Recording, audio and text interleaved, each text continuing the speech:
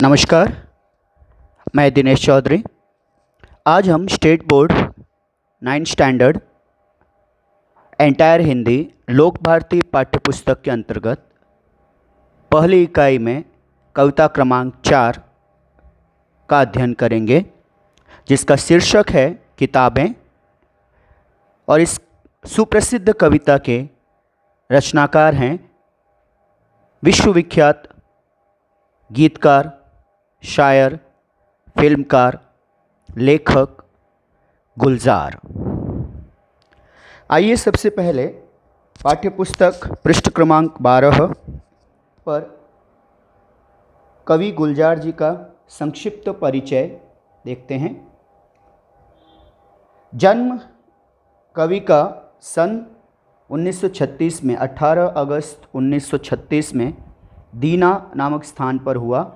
झेलम जिला, पंजाब, स्वतंत्रता पूर्व भारत, आज़ादी से पहले के उस भारत में हुआ। गुलजार जी का मूल नाम संपूर्ण सिंह कालरा है। आप एक कवि, पटकथा लेखक यानी स्क्रिप्ट राइटर, फिल्म निर्देशक, नाटककार होने के साथ साथ हिंदी फिल्मों के प्रसिद्ध गीतकार हैं। प्रमुख कृतियां हैं इनकी चौरस रात, लघु कथाएँ, शॉर्ट स्टोरीज, रावी पार कथा संग्रह, कहानी संग्रह हैं, रात, चांद और मैं, एक बूंद चांद, रात पश्मीने की कविता संग्रह हैं, खराशें कविता कहानी का कोलाज हैं। इसके इतर भी इन्होंने बहुत कुछ रचा है। आइए अब हम पद्य संबंधी पर ध्यान दें। ये प्रस्तुत कविता जो है वह साहित्य विधा में नई कविता के अंतर्गत आती है। फिर हम देखते हैं कविता का पूर्व परिचय। प्रस्तुत कविता में गुलजार जी ने पुस्तकें पढ़ने का सुख, कंप्यूटर के कारण पुस्तकों के प्रति अरुचि, दिलचस्पी न होना, नापसंदगी, पुस्तकों और मनुष्यों के बीच बढ़ती हुई दूरी, उससे उत्पन्न दर्द को बड़े ही मार्मिक ढंग से, मार्मिक मन को छू लेने वाले, हृदय स्पर्शी ढंग से प्रस्तुत किया है। पूरी कविता में मानवीकरण है, पुस्तकों का मानवीकरण किया गया है। ऐसे प्रतीत होता है जैसे कवि पुस्तकों की वेदना को समझ रहा है और पुस्तकें कवि को अपनी व्यथा की कथा सुना रही हैं। और पुस्तकों की वेदना को कवि ने अपनी कल्पना शक्ति से शब्द दे दिए हैं। कवि गुलजार जी जहाँ भी जिन भी सम्मेलनों में जाते हैं, अधिकतर लोग जितने इनकी लेखनी के कायल हैं उतने ही इनकी आवाज़ के भी मुरीद हैं। जिस शैली में, जिस आवाज़ में गुलजार जी कविता पाठ करते हैं, दुनिया में अनगिनत करोड़ों प्रशंसक गुलजार जी की आवाज़ सुनने के भी कायल हैं। तो क्यों न हम खुद कवि के शब्दों में, कवि की आवाज़ में प्रस्तुत कविता सुने और उसके बाद हम इस कविता की शाब्दिक व्याख्या और उसके भावार्थ पर चर्चा करें।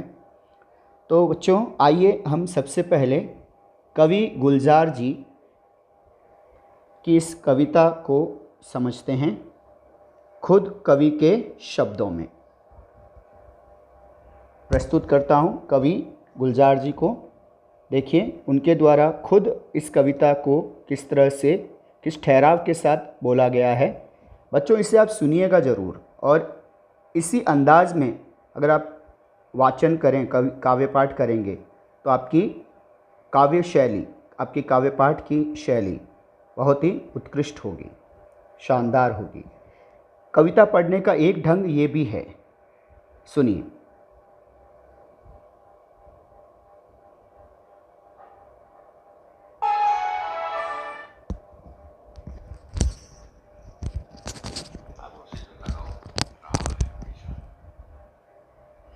किताबें झांकती हैं बंद अलमारी की शीशों से,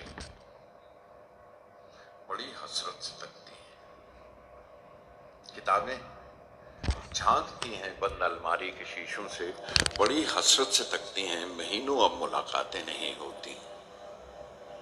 जो शामें उनकी सोहबत में कटा करती थी अब अक्सर रहा है हमेशा। किताबों से जो लगाव हमें रहा है हमेशा, किताबों से जो लगाव हमें रहा है हमेशा। किताबें झांकती हैं बंद अलमारी के शीशों से, बड़ी हसरत से तकती हैं।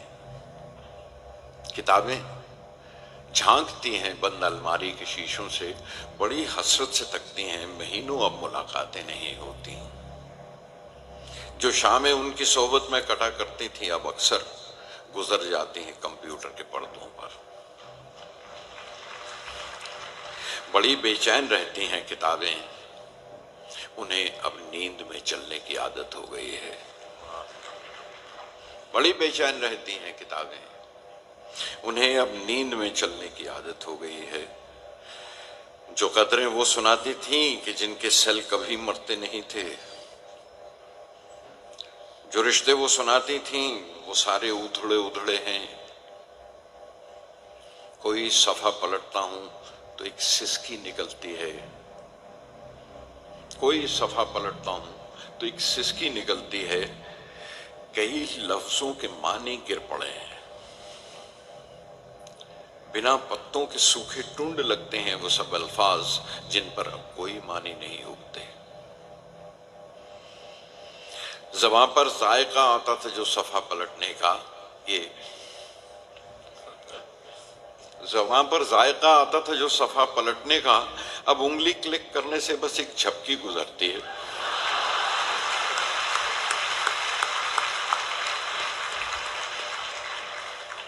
बहुत कुछ तय व तय खुलता चला जाता है पर्दे पर। किताबों से जो जाती राबता था वो कट गया है। किताबों से जो जाती राबता था कट गया है। कभी सीने पर रख के लेट जाते थे, कभी गोदी में लेते थे, कभी घुटनों को अपने रहल की सूरत बनाकर नीम सजदे में पढ़ा करते थे, छूते थे जमीन से। वो सारा इल्म तो मिलता रहेगा आइंदा भी, मगर वो जो किताबों में मिला करते थे सूखे फूल और महके हुए रुखे, वो सारा इल्म तो मिलता रहेगा आइंदा भी, मगर वो जो किताबों में मिला करते थे सूखे फूल महके हुए रुके। किताबें मांगने गिरने उठाने के बहाने रिश्ते बनते थे, उनका क्या होगा शायद।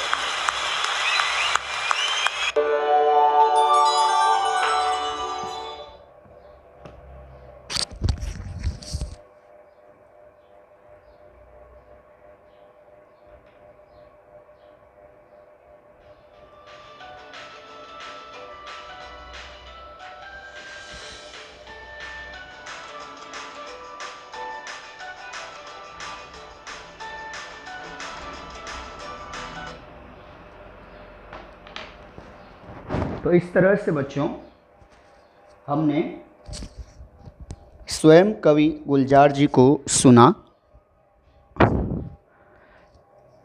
किताबें कविता का पाठ करते हुए।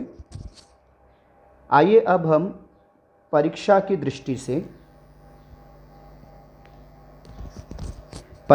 दृष्टि से इस कविता का अध्ययन करें, इसके शब्दार्थ, इसके भाव को समझने का प्रयास करें।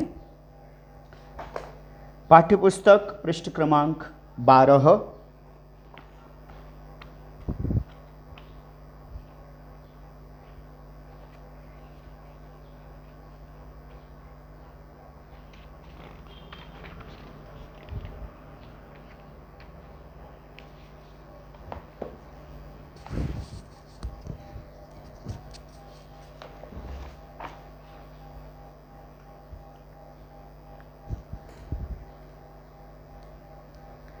पाठ्यपुस्तक पृष्ठ क्रमांक 12। किताबें बहुवचन हैं इसलिए बें पे बिंदी हैं। समानार्थी शब्द है पुस्तक, पोथी, ग्रंथ। किताबें झांकती हैं, और याद रखिएगा बच्चों, किताबें, किताब, पुस्तक स्त्रीलिंग शब्द हैं, बहुवचन है। किताबें झांकती हैं, देखती हैं, निहारती हैं। कहाँ से? बंद अलमारी के शीशों से।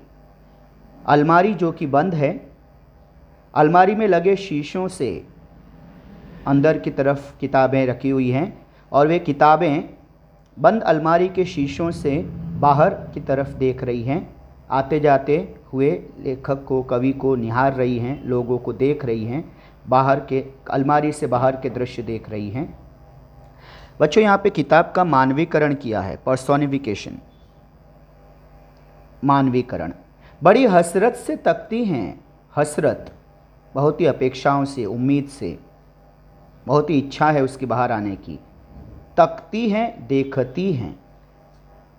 महीनों अब मुलाकातें नहीं होती। मुलाकातें, भेंट, बातचीत, मिलना जुलना।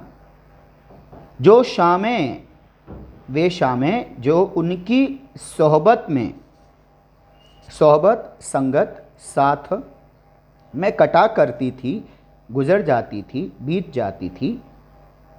कवि कह रहे हैं कि पहले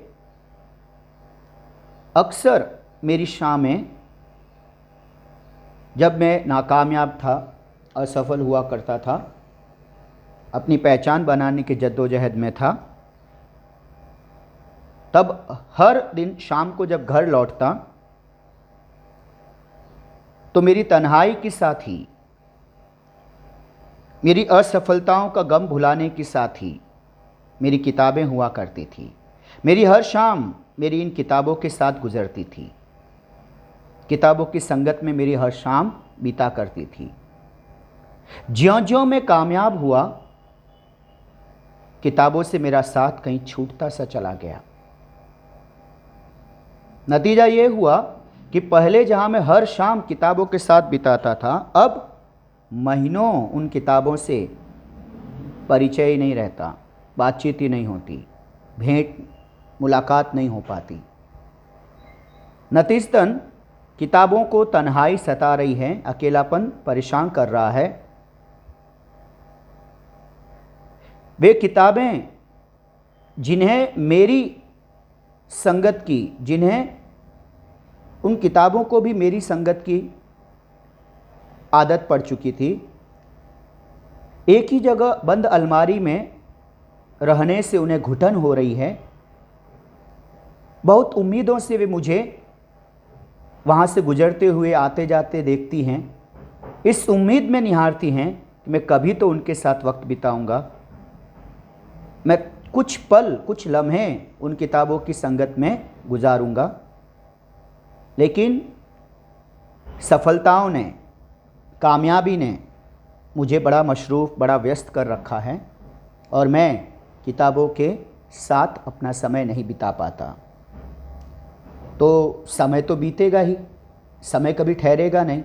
तो जो शामें, जो वक्त मेरा पहले किताबों के साथ बीतता था, कामयाबी ने अब मुझसे वो फुर्सत छीन ली है। तो अब मेरा वक्त कहाँ बीतता है? आइए अब आगे देखते हैं। कवि कहते हैं कि अब अक्सर गुजर जाती हैं मेरी शामें कंप्यूटर के पर्दों पर। पर्दे यानी स्क्रीन। तो अब अक्सर मेरी शामें कहाँ बीतती हैं, गुजरती हैं? कंप्यूटर स्क्रीन पर काम करते हुए, कंप्यूटर पर कुछ सर्च करते हुए, कुछ फाइल बनाते हुए, कुछ प्रोजेक्ट, कुछ टारगेट पूरा करते हुए। यानी कामयाबी ने इतना व्यस्त कर दिया है कि मुझे फुर्सत नहीं है किताबों के साथ वक्त बिताने की।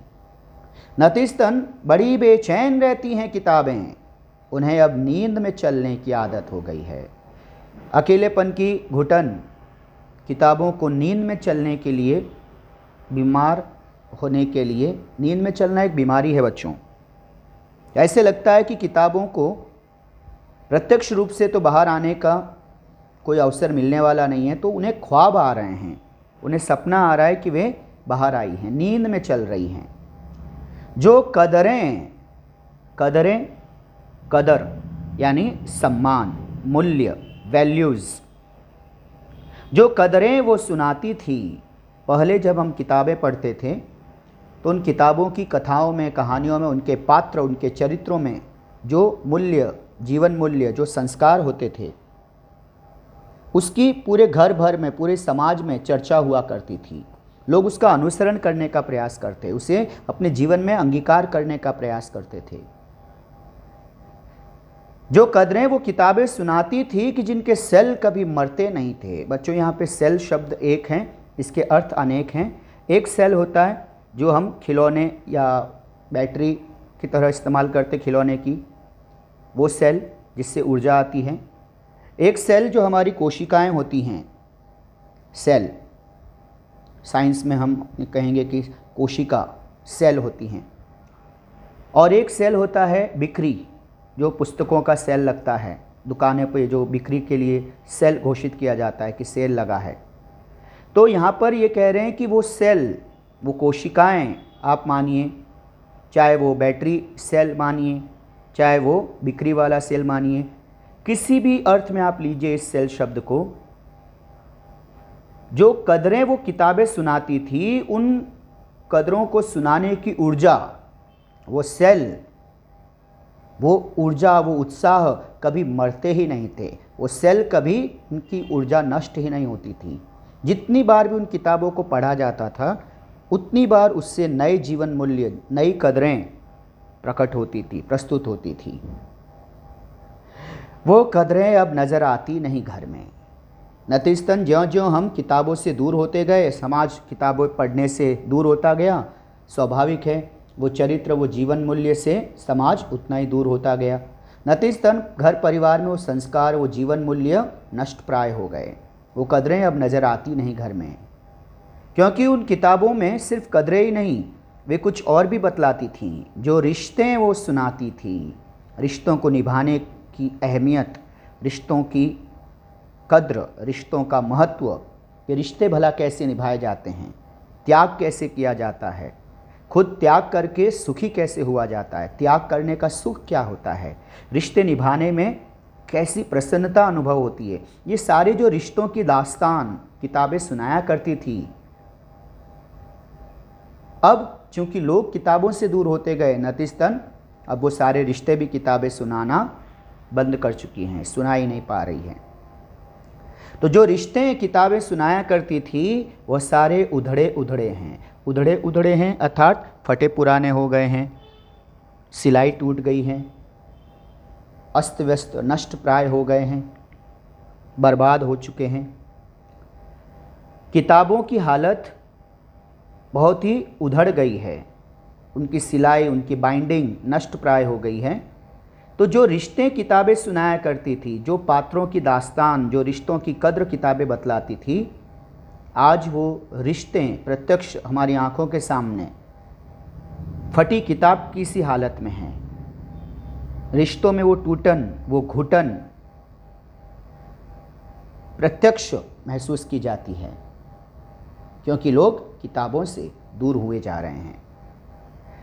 कोई सफ़ा, पृष्ठ, पन्ना, सफ़ा माने पेज, पृष्ठ, कोई सफ़ा पलटता, जैसे किताबों की इतनी बुरी हालत हो गई है किताब की कि उसकी सिलाई, उसकी बाइंडिंग तो नष्ट प्राय हो ही गई है।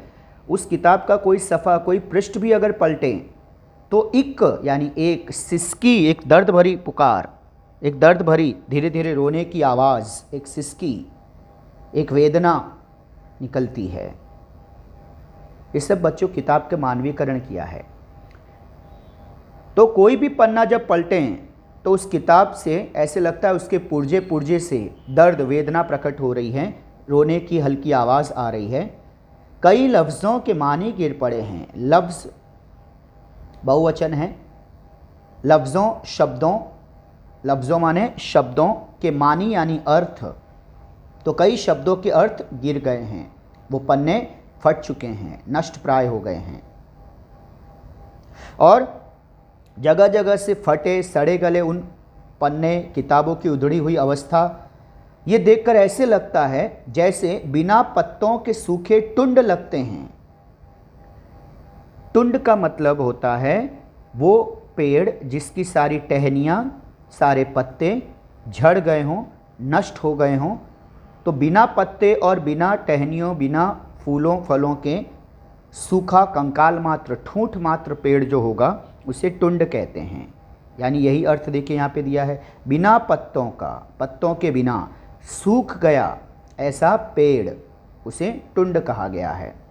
लगते हैं वो सब अल्फाज, जैसे बिना पत्ते और सूखा हुआ पेड़ होता है, उसी तरह से, उसी टुंड की तरह ये सारे शब्द, अल्फाज यानी शब्द, ये सारे अल्फाज, ये लफ्ज़ किताब के ये पन्ने लग रहे हैं। ऐसे लग रहे हैं जिन पर अब कोई मानी नहीं उगेंगे। सूखा टुंड पेड़ जो होता है, बिना पत्तों का सूख गया पेड़, जिस पर कोई भी फूल, पत्ती, शाखा उगेगी, पनपेगी नहीं, उसी तरह से उस किताब की हालत हो गई है जिसके पन्नों पर जगह जगह सड़ांध आ गई है, पन्ने सड़ गल गए हैं, हर एक सफ़ा, हर एक पन्ना उधड़ा हुआ है। किताब बहुत बुरी हालत में है, दयनीय अवस्था में है। वो किताब जिससे पहले कई बार पढ़ने पर उससे नए अर्थ प्रकट होते थे, अब वहाँ से पन्ने ही जगह जगह से फटे हुए हैं, उस पर लिखे हुए शब्द धुंधला गए हैं, अस्पष्ट हो गए हैं, जिसको पढ़ने में असुविधा होती है। जिसको पढ़ भी लिया जाए तो उस पर कोई अर्थ प्रत्यक्ष समझ में नहीं आता, क्योंकि वो जगह जगह से अस्पष्ट दिख रहे हैं, धुंधले से हो गए हैं। बहुत बुरी अवस्था में किताब है जिसको पढ़ा नहीं जा सकता। अब आगे देखते हैं। कवि कहते हैं कि ज़ुबां पर जो जायका आता था सफ़ा पलटने का, पेज पलटने के लिए ज़ुबां यानी जीभ पर जायका यानी स्वाद आता था, जो सफ़ा पृष्ठ पन्ना पलटने का। पहले किताबें पढ़ने के लिए बैठते थे तो जैसे ही हम पढ़ने में व्यस्त होते थे तो जाने अनजाने हमारी उंगली जीभ को स्पर्श करती और फिर पन्ने को छूती, और इस तरह से हम पन्ना पलटते। फिर वापस से अगला पन्ना पलटने के समय हमारी उंगली जीभ को स्पर्श करती। उस गीलेपन में किताब की छुअन का स्वाद महसूस किया जाता, वो एक अलग ही स्वाद हुआ करता था। लेकिन अब आज के दौर में अब तो उंगली क्लिक करने से बस झपकी गुजरती, एक पल में अगली स्लाइड आ जाती हैं कंप्यूटर पे। एक क्लिक कीजिए, अगली स्क्रीन आ गई, अगली फाइल खुल गई। एक झपकी, जैसे हम पलक झपकाते हैं उसी मानिंद। जो किताब पहले एक एक पन्ना पढ़ने में जो वक्त लगता था, उसके बाद हम उस अगले पृष्ठ पे जाते थे। यहाँ पे तो एक क्लिक करने से अगले पेज पे चले जाते हैं, और जितने क्लिक करते जाएंगे तो बहुत कुछ तह बतह खुलता चला जाता है पर्दे पर, कंप्यूटर की स्क्रीन पर। जितनी क्लिक करेंगे तो तह बतह, मतलब परत दर परत, लेयर बाय लेयर, एक के बाद एक खुलता चला जाता है कंप्यूटर की स्क्रीन पर। जितने क्लिक करेंगे उतनी सतहें खुलती जाती हैं, उतनी परत खुलती जाती हैं, नई file file file file open होती जाती हैं, और नई दुनिया हमारे सामने आ जाती है कंप्यूटर पे। लेकिन इसके बावजूद किताबें पढ़ते हुए हर पन्ने पर जो हमारे कल्पनाओं की तह बतह खुलती थी, जो कल्पनाओं की तहें खुलती थी, जो फिक्शनल, बच्चों आप अगर हैरी पॉटर की सीरीज़ पढ़ें या पंचतंत्र की कहानियाँ पढ़ें, कोई भी फिक्शनल स्टोरीज़ की किताबें जब आप पढ़ें या कोई किताबें जब हम पढ़ते हैं तो उसमें हर पन्ने पर कल्पनाओं की नई दुनिया, जादुई दुनिया खुलती चली जाती है। वो जो हम सोच, हमारी कल्पनाओं में जो एक रंगीनियाँ होती हैं, जो कल्पनाओं की सुंदरता होती हैं, वो लाख कोशिश कर लें फिर भी कंप्यूटर पर उसका 1000वां हिस्सा भी नहीं आ सकता। जो मनुष्य के दिमाग में कल्पना होती है, किताबें पढ़ने से जो दिमाग में कल्पना उमड़ती है, जो सोच निर्मित होती है, वह अभी तक टेक्नोलॉजी ने निर्मित नहीं की है। अभी वह कल्पनातीत है, कल्पना से परे हैं। कंपैरिजन किया गया है बच्चों। तो कंप्यूटर पर क्लिक करते करते कई सतहें खुल जाएंगी, लेकिन फिर भी आज भी टेक्नोलॉजी उस मुकाम पे नहीं पहुंची, उस दर्जे की नहीं हुई जो किताबें पढ़ने पे जो कल्पना सुख मिलता था, जो अनुभूति होती थी, वो अनुभूति वही पंचतंत्र की कहानियाँ, वही हैरी पॉटर सीरीज़ फिल्म के रूप में, सीरीज़ एनिमेशन फॉर्म में हमारे सामने हो, फिर भी पढ़ने का जो सुख है, आज भी लोग ये एनिमेशन मूवीज़ के रूप में होने के बावजूद किताबें पढ़ना चाहते हैं, पढ़ना पसंद करते हैं। टेक्नोलॉजी के अपने फ़ायदे हैं, लेकिन वो किताबों को रिप्लेस नहीं कर सकती। तो अभी तक उतनी तरक्की नहीं हुई है। किताबों से जो ज़ाती राब्ता था, जाति पर्सनल, व्यक्तिगत, निजी राब्ता, रिश्ता, संपर्क, एक पर्सनल बॉन्डिंग थी, एक कनेक्शन था, अपनापन था, एक आत्मीयता थी। कंप्यूटर, टेक्नोलॉजी, इन सब के आते वो एक बॉन्डिंग, वो रिश्ता नष्ट हो गया है, कट गया है। उन किताबों को पढ़ते हुए कभी कहते हैं, कभी सीने पे रख के हम लेट जाते थे, कभी गोदी में ले लेते थे। कंप्यूटर को हम ले सकते हैं क्या? नहीं, ये सुविधा महज किताबों में थी। कभी घुटनों को अपने रिहल की सूरत बनाकर, रिहल का मतलब क्या होता है बच्चों?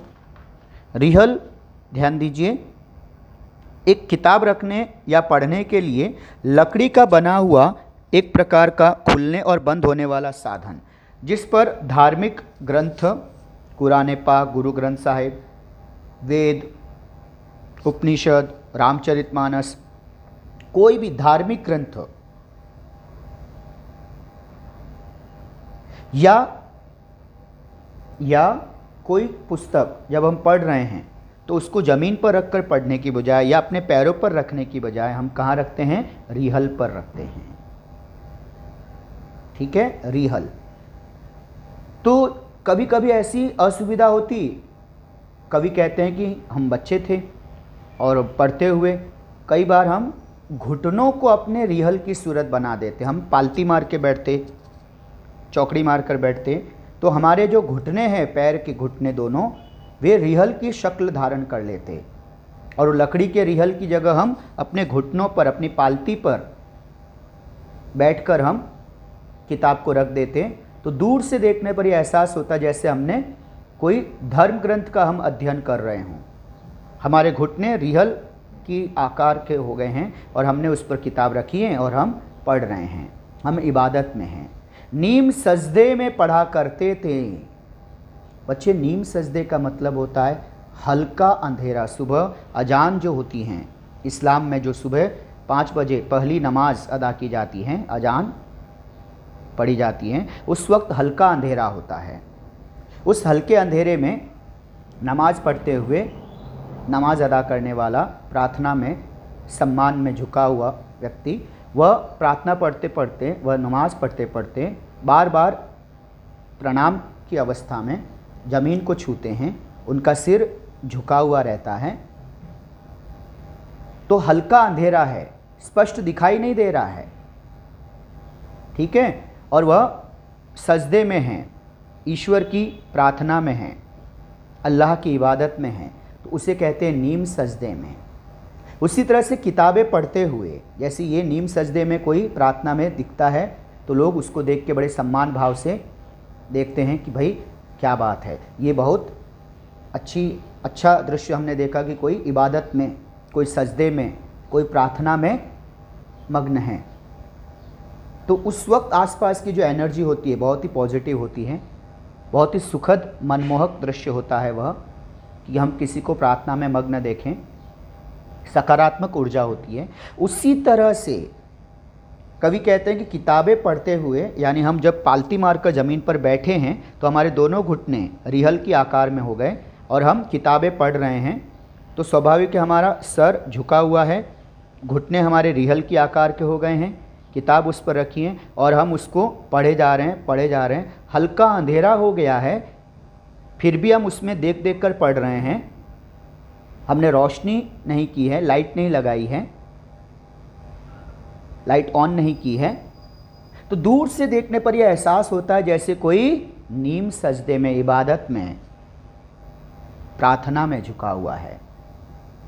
ये पाकीज़गी, ये पवित्रता का एहसास किताबें पढ़ते हुए महसूस होता था। किताबें पढ़ते हुए लोग दिखाई देते थे।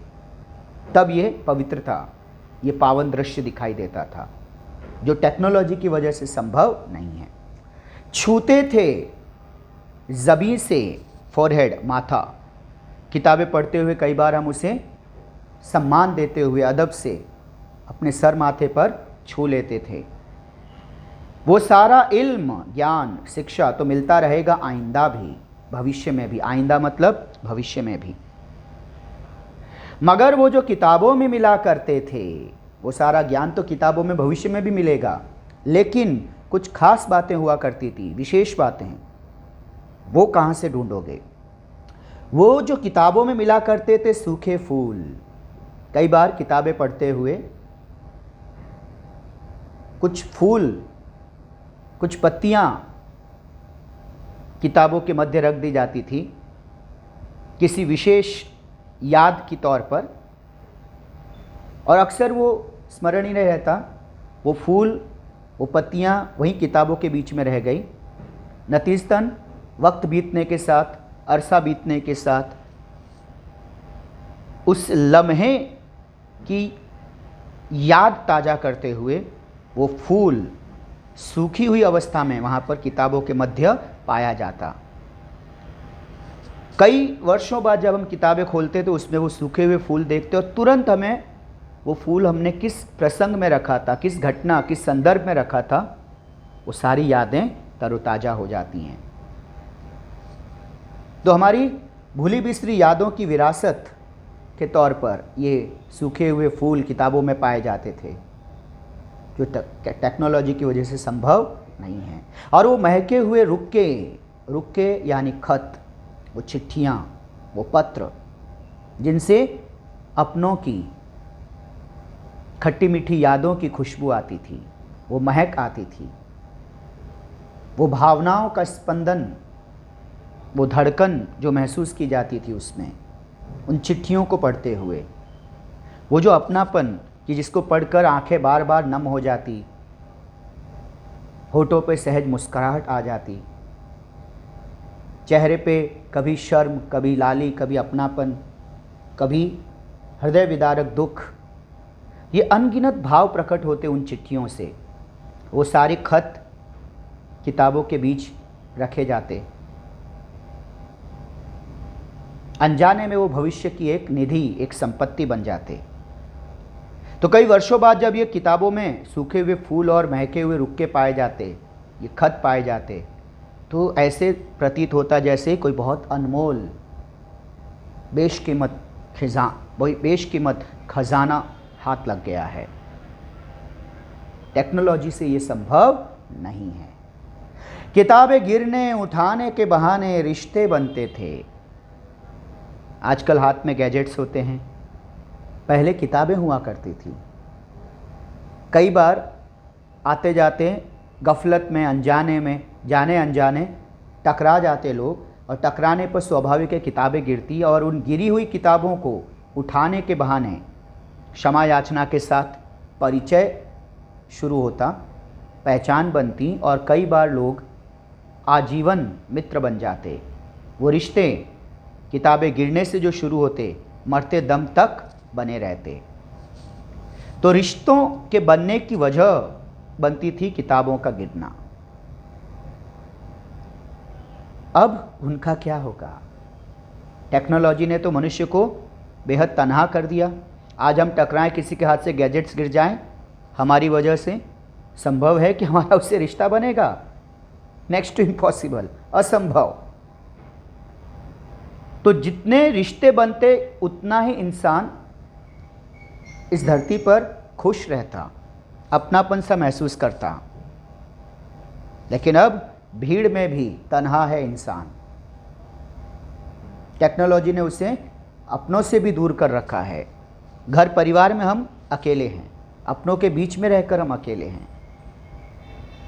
किताबें होती तो यूँ होता, अब चूंकि किताबें नहीं हैं तो वो सारे रिश्ते भी अब शायद नहीं होंगे।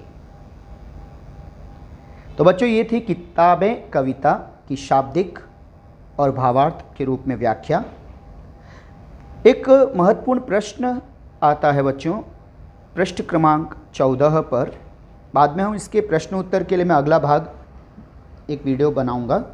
एक प्रश्न ये देखिए पृष्ठ क्रमांक 14 पर, कविता में प्रयुक्त उर्दू शब्द तथा उनके अर्थ। यहाँ पर आपको 3 और 3 6 शब्द देने हैं। मैं आपको इससे अधिक शब्द बता देता हूँ, आप अपनी सुविधानुसार लिख सकते हैं। तो आइए खोजते हैं इस प्रश्न का उत्तर। पृष्ठ क्रमांक 12 पर, किताबें, ये पहला शब्द जिसका मतलब होता है पुस्तक, झांकती हैं बंद अलमारी के शीशों से, शीशा यानी कांच, का पे अर्चंद्र बिंदी। बड़ी हसरत, हसरत यानी उम्मीद से, इच्छाओं से, आकांक्षा से, कामना से। तकती हैं, देखती हैं। महीनों अब मुलाकातें नहीं होती, जो मैं अंडरलाइन कर रहा हूँ अधोरेखांकित, वो सारे उर्दू शब्द हैं, उसके अर्थ भी मैं आपको वापस से बता रहा हूँ, तो गफलत में न रहें। मुलाकातें, भेंट, बातचीत। जो शामें उनकी सोहबत में, सोहबत, संगत, साथ में, कटा करती थी, कटा गुजरा, बीता। अब अक्सर, अक्सर यानी प्रायः, ऑफन। गुजर जाती हैं कंप्यूटर के पर्दों पर, बड़ी बेचैन रहती हैं किताबें, बेचैन, व्याकुल। उन्हें अब नींद में चलने की आदत हो गई है, आदत, स्वभाव। जो कदरें वो सुनाती थी, कदरें, मूल्य, जीवन मूल्य, संस्कार, सम्मान। जिनके सेल कभी मरते नहीं थे, वो कदरें अब नज़र आती नहीं घर में, नज़र, दिखलाई देना। जो रिश्ते वो सुनाती थी, वह सारे उधड़े उधड़े हैं। कोई सफ़ा, सफ़ा अर्थात पृष्ठ, पन्ना, पेज। पलटता तो एक सिसकी, इक यानी एक, सिसकी यानी धीरे धीरे रोने की आवाज़। कई लफ्ज़ों के मानी गिर पड़े हैं, लफ्ज़ शब्द, मानी अर्थ। बिना पत्तों के सूखे टुंड लगते हैं वो सब अल्फाज, अल्फाज अर्थात शब्द, जिन पर अब कोई मानी नहीं उगते। तो बच्चों, पृष्ठ क्रमांक 12 पर ही अगर हम देखें तो हमने 6 से अधिक शब्द पाए हैं। मसलन एक, किताबें, शीशे, हसरत, तख्ती, मुलाकातें, सोहबत, कटा, अक्सर। 1 2 3 4 5 6 7 8, यहीं पे 8 शब्द हो गए। 9 10 11 12 13 14 15 16 17 18, यानी पृष्ठ 12 पर ही हमें 18 उर्दू के शब्द मिल चुके हैं। अपनी सुविधा के लिए हम थोड़े और शब्द देख लेते हैं। ज़ुबां, जीभ पर जो जायका, स्वाद आता, सफ़ा पलटने का, अब उंगली क्लिक करने से बस झपकी गुजरती है। बहुत कुछ तह बतह, तह बतह, परत दर परत खुलता चला जाता है पर्दे पर किताबों से जो ज़ाती राब्ता था, जाति व्यक्तिगत, राब्ता संपर्क रिश्ता था, कट गया है। कभी सीने पे रख कर लेट जाते थे, सीने हृदय पर, दिल पर, हृदय पर, छाती पर रख कर लेट जाते थे। कभी गोदी में लेते थे, कभी घुटनों को अपने रिहल की सूरत बना, सूरत। नीम सजदे, नीम सजदे में पड़ा करते, छूते थे जबी से, जबी फोरहेड, माथा। वो सारा, सारा यानी सब कुछ, इल्म यानी शिक्षा, ज्ञान तो मिलता रहेगा आइंदा भी, आइंदा भविष्य में भी। मगर वो जो किताबों में मिला करते थे, सूखे हुए फूल, महके हुए, महके, सुगंधित, रुके, पत्र, खत, चिट्ठियाँ, किताबें गिरने उठाने के बहाने रिश्ते बनते थे, उनका क्या होगा, वो शायद अब नहीं होंगे। तो वो 18 शब्द थे। उसके बाद 19 20 21 22 23 24 25 26 27 28 29 30 31 32 33। उन्होंने 6 पूछे, हमारे पास 33 शब्द हैं, उर्दू के शब्द और उनके अर्थ। तो मुझे उम्मीद है कि आप इस उत्तर को तो अच्छे से लिख पाएंगे। इसकी व्याख्या आपने सुनी और समझी। कवि की आवाज़ में हमने इस कविता को भी सुना। बच्चों, इसको अवश्य बार बार सुनिएगा, महत्वपूर्ण कविता है। और इस अगले भाग में हम इसके इस कविता के प्रश्न उत्तर पर चर्चा करेंगे। धन्यवाद।